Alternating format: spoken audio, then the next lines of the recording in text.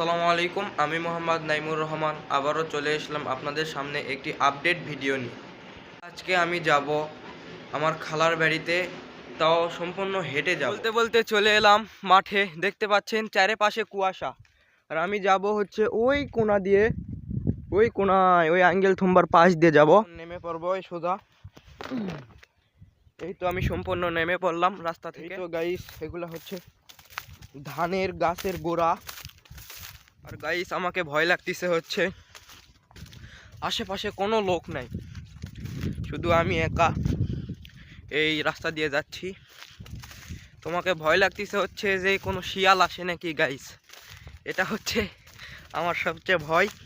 আল্লাহ ভরসা, যা আছে কপালে। গাইস, আঙ্গেল থম্বা, আমি আঙ্গেল থম্বার কাছে চলে এসেছি। আর চারিপাশে দেখতে পাচ্ছেন কুয়াশায় ঢাকা রয়েছে। আমি যে রাস্তা দিয়ে এলাম সেই রাস্তাটাও সম্পূর্ণ ভালোভাবে দেখা যাচ্ছে না আসলে, তো আরও অনেক দূর ওই কোণা দিয়ে যেতে হবে। তো আমি হাঁটতেছি হচ্ছে, মানে ড্রেন বান্ধা হয়েছে, এগুলা এখনো কাদা রয়েছে, অতটা ভালো শুকায়নি।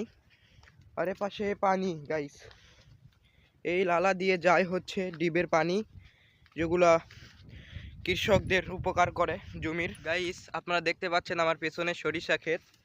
আপনারা দেখতে পাচ্ছেন কেবল সরিষার গাছ কেবল হয়েছে, অনেক ছোট গাছ। ওই পাশে আলুর গাছগুলো লাগানো হয়েছে, মানে আলুর গাছ আছে ওই পাশে, এ পাশেও আলুর গাছ আছে আমার সাইড দিয়ে। তো এগুলো এখনো গাছ ওঠেনি। আর ও পাশে কুয়াশায় ঢাকা রয়েছে। ও অ্যাঙ্গেল থুম্বাও ঠিক মতো হয়তো বা দেখা যাচ্ছে না গাইস, অতটা ভালো দেখা যাচ্ছে না। আধা ঘন্টা হাঁটার পরে আমি ছোট নদী আমি পার হচ্ছি গাইস, উঠতে হবে। তো গাইস, আমি এপারে চলে আসলাম। আপনারা দেখতে পাচ্ছেন আমার পিছনে খেজুরের গাছ। তো আমি ভাবতেছি এখন একটু খেজুরের রস খাবো, তবুও চুরি করে আমি এখন গাছের উপরে উঠবো গাইস।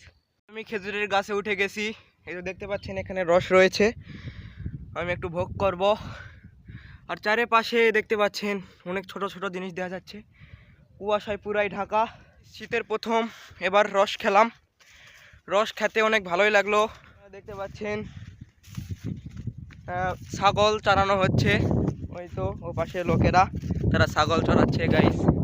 এ পাশে শুধু কুয়াশা আর কুয়াশা গাইস, আর আমাকে প্রচণ্ড ঠান্ডা ধরে গেছে। তো আমার প্রচণ্ড ভয় লাগছে গাইস যে শিয়াল আসে নাকি না। তো একটাও এখন পর্যন্ত শিয়াল দেখতে পেলাম না।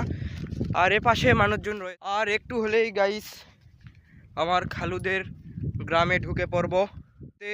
আপনাদের কোথাও যদি মন যেতে চাই বা আপনাদের বাড়ির পাশে কারো কোনো আত্মীয় যদি থাকে, তাহলে আমার মতো একটা মুখে চকলেট নেবেন, যখন চকলেট আর গ্রামীণ পরিবেশ দেখতে দেখতে চলে যাবেন সেই আত্মীয়র বাড়ি। খালুদের গ্রামে ঢুকে গেছে, দেখতে পাচ্ছেন আমার পিছনে অনেক বাড়ি।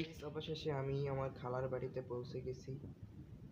বেশি হাঁটার কারণে আমি অনেক ক্লান্তি হয়ে গেছি, এই কারণে আমি শুয়ে থেকে একটু রেস্ট নিচ্ছি। আর এখানেই আমার এই ব্লগটি শেষ করছি।